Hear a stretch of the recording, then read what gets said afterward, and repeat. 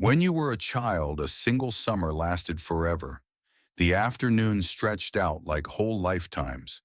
A school year felt like an era. Christmas took an eternity to come back around. And now, you blink and it's December again. Whole years slide past like they're on fast forward. People say, "Where did the time go?" And they actually mean it. Here's the strange part. The clocks haven't changed.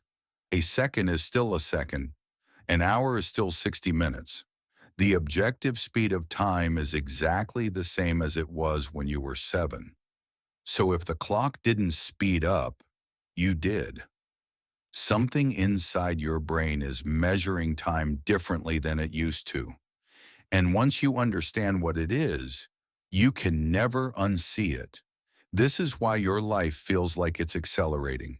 And the most unsettling part is what it means for how much life you have left to feel. Most people have a quick explanation. "I'm just busy. Adults have responsibilities, kids don't."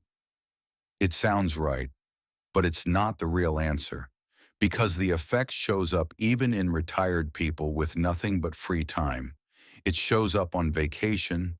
It shows up when you're bored. Being busy isn't what's compressing your years. The real reasons go much deeper, into math, into memory, and into the actual machinery of your brain. Let's take them one at a time. The first answer is pure arithmetic, and it was proposed back in 1897 by a French philosopher named Paul Janet. Janet pointed out something almost too simple to notice. The length of a year never changes, but the length of your life does. And your brain doesn't measure a year in days. It measures it against everything you've already lived. When you are 2 years old, 1 year is half of your entire existence.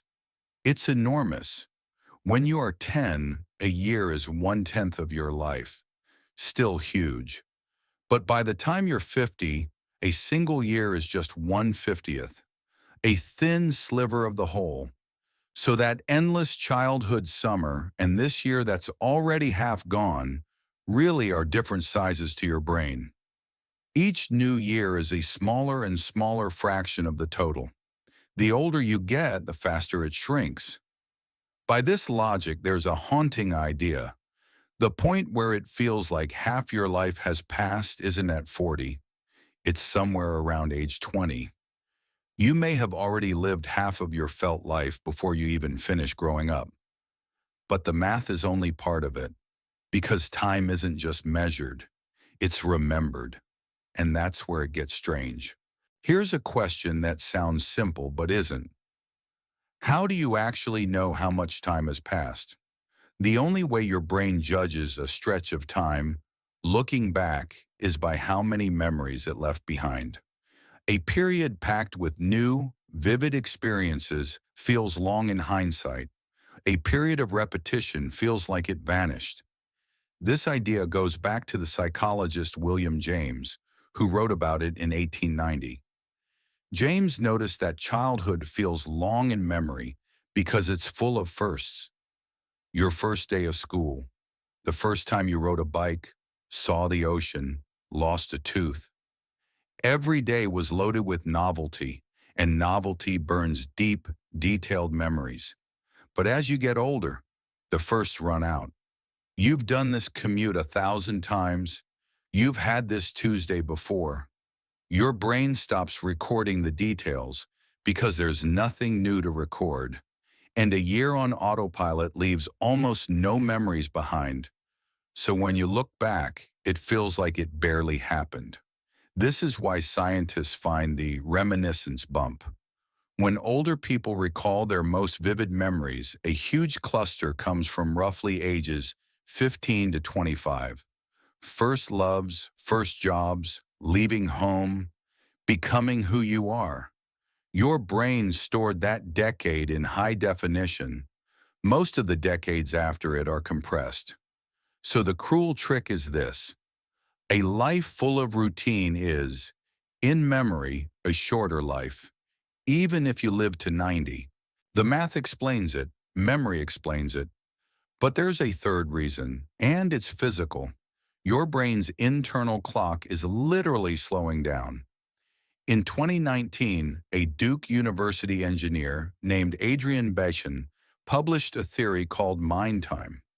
We experience time through mental images, the snapshots the brain builds from our senses. A child's brain is fast and fresh, processing a high number of images per second.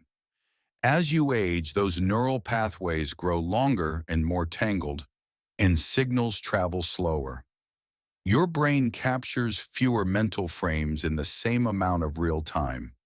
And if you're taking fewer snapshots per second, the world outside seems to move faster. Same river of time, you're just sampling less of it. There's a chemical side too. Your brain keeps time partly with dopamine, the chemical of reward and motivation. Dopamine peaks in your 20s and declines steadily after, and as it drops, your internal pacemaker ticks more slowly, which again makes the outside world feel like it's racing.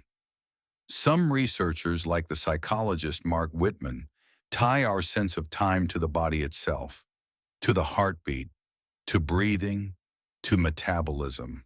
All of them slow with age. As the body's rhythm winds down, the felt pace of the world speeds up. And you can feel this in reverse too. Think of the last time you were in a car crash, or a sudden fall, or a moment of real danger. People always say the same thing. It felt like slow motion. Neuroscientist David Eagleman tested this directly. He dropped volunteers in free fall and measured their perception. Their brains weren't actually running faster. They were laying down memory at an extreme density, recording everything, because the moment was new and threatening. More memory, more felt time. It's the same rule, turned all the way up. There's one more clue and you felt it yourself. It's called the holiday paradox, described by the writer Claudia Hammond. Think of a trip somewhere new. While you're there, the days seem to fly by. But when you get home and look back, that single week feels huge, bigger than the whole month before it. The same stretch of time felt short while living it, and long in memory. The reason is novelty. New places flood your brain with new details, and all those fresh memories stretch the week out in hindsight. A normal week at home does the opposite. Nothing new, nothing recorded, gone. So here's the uncomfortable truth.